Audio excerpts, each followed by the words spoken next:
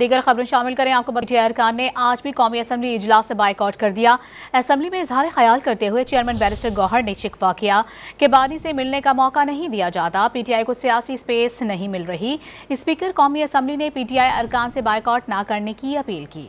Barrister گوہر نے N D M اے کی جانب سے خیبر پختونخوا کے سیلاب سے متاثرہ علاقوں سے مکمل مدد فراہم نہ کرنے کا شکوہ بھی کیا، جس پر اسپیکر قومی اسمبلی نے واضح کیا کہ پی ٹی آئی کو این ڈی ایم اے سے متعلق غلط معلومات دی گئیں۔